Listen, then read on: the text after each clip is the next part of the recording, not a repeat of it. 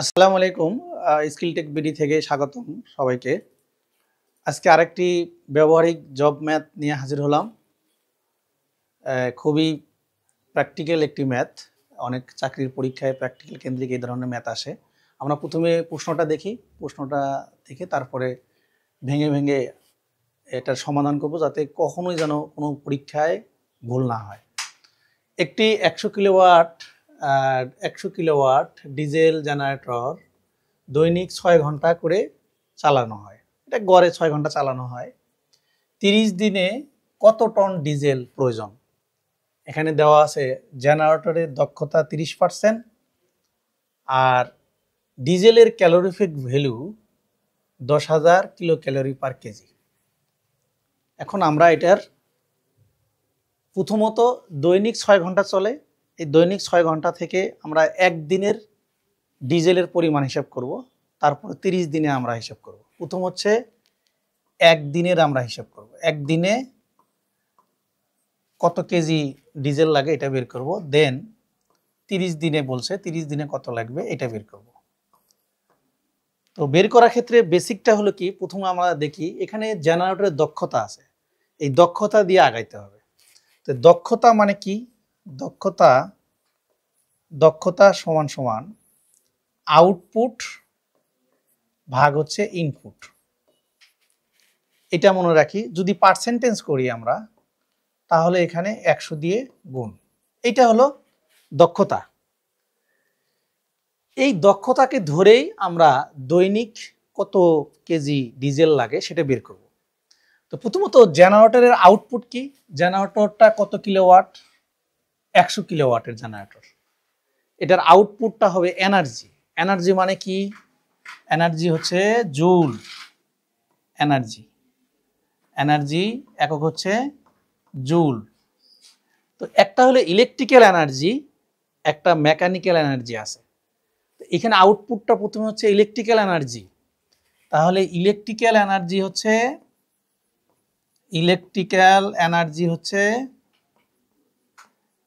Energy মানে kilo watt তার সাথে আওয়ার গুণ, এটা এনার্জি। এবং জুল যখন করব আমরা, তখন এই আওয়ারটাকে আবার এখানে 3600 দিয়ে গুণ দিব। 1 ঘন্টা সমান 3600 সেকেন্ড। এবার আমরা আউটপুটটা বের করি। প্রথমে আমরা আউটপুটটা বের করি। আউটপুটটা হচ্ছে 100 কিলোওয়াটের generator, diesel generator, 100 kilowatt into দৈনিক কয় ঘন্টা চলছে? 6 ঘন্টা, ইন্টু এটাকে যদি জুলে কনভার্ট করি তাহলে হচ্ছে 3600 দিয়ে গুণ দিব। এটা সেকেন্ড হয়ে গেল। এটাই হলো জুল, অর্থাৎ আউটপুট জুলে আমি ইলেকট্রিক্যাল জুল পাইলাম। ইনপুটটা কি?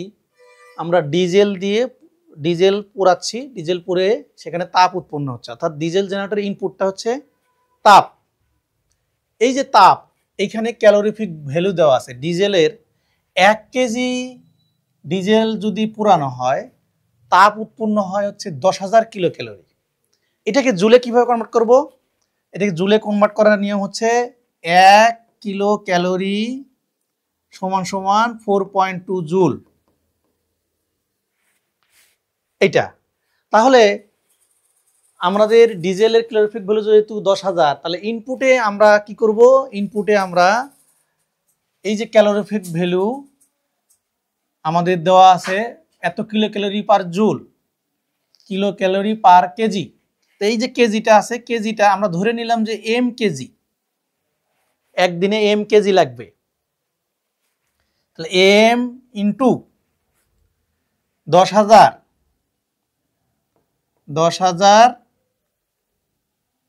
Kilo calorie per kg, kilo calorie per kg. এই কেজি আর এখানে এম এর কেজি কাটা যাবে, ইন্টু এখন আমি দিব হচ্ছে 4.2। কেন দিলাম? 1 কিলো ক্যালোরি সমান 4.2 জুল। এখন আমরা এখান থেকে 4.2 ইন্টু আমাদের আছে 100। আমরা একটু এইটুকু সাজায় নিলাম। সাজায় নিলে দক্ষতা কত দেওয়া আছে? এখানে 30%। এবার আমি দক্ষতা এখানে 30 দিয়ে দিলাম, 30। এইখান থেকে আমরা পুরো ক্যালকুলেশন করে একদিনে কত কেজি ডিজেল লাগে সেটা বের হচ্ছে। একদিনে লাগে হচ্ছে আমাদের 171.42 কেজি। একদিনে এত ডিজেল লাগে, অর্থাৎ 100 কিলোওয়াট মোটর দৈনিক 6 ঘন্টা যদি আমরা চালাই, একদিনে লাগে হচ্ছে 171.42 কেজি ডিজেল, যেহেতু তার ইফিসিয়েন্সি 30%। এখন বলা হচ্ছে 30 দিনে কত টন ডিজেল লাগবে। তাহলে 30 দিনে ডিজেল প্রয়োজন সমান সমান 171.42 ইন্টু 30, এত কেজি হলো। টন করার জন্য আমরা 1000 দিয়ে ভাগ দিব, সমান সমান আসে 5.16 টন। অর্থাৎ এক মাসে আমাদের 5.16 টন ডিজেল প্রয়োজন। যারা আমরা এই জবের জন্য কিংবা যে কোনো কম্পিটিটিভ এক্সামের জন্য আমরা যদি ব্যবহারিক কথাটা উল্লেখ থাকে যে ব্যবহারিক ম্যাথ এখানে আসার সম্ভাবনা আছে, তাহলে ব্যবহারিক ম্যাথের উপরে আপনার জ্বালানির পরিমাণ নির্ণয় করা, জ্বালানির পরিমাণ, এই অঙ্কগুলোকে আমরা বলি ফুয়েল নির্ণয়, ফুয়েলের পরিমাণ নির্ণয়। ফুয়েল জ্বালানি, ফুয়েল হিসেবে ডিজেল হতে পারে, কোল হতে পারে, কয়লা হতে পারে। এই ধরনের ফুয়েলের পরিমাণ নির্ণয় করতে গেলে আমাদের এটা ব্যবহারিক ক্ষেত্রে খুবই গুরুত্বপূর্ণ একটা অঙ্ক।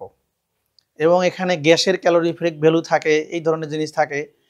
আর আপনারা এইখানে যেমন আমি ডিজেলের পরিমাণ বের করলাম 30 দিনে কত টন লাগে, ঠিক এই অঙ্কটাকে রিভার্স করে আবার ইফিসিয়েন্সি চাইতে পারে যে একটা ডিজেল জেনারেটর দৈনিক এত কেজি তেল পুড়ে, হ্যাঁ, তাহলে পুড়ে এত কিলোওয়াট আওয়ার উৎপন্ন করা হয়, তাহলে বলতেছে যে ইফিসিয়েন্সি কত। আপনার এই ফর্মুলাটা হচ্ছে বেসিক, এই ফর্মুলা দ্বারা আপনি ইফিসিয়েন্সি নির্ণয় করতে পারবেন, ডিজেলের পরিমাণ নির্ণয় করতে পারবেন। এবং এটা প্র্যাকটিক্যাল লাইফে যেমন ইম্পর্টেন্ট, চাকরির ক্ষেত্রেও ওরকমই ইম্পর্টেন্ট।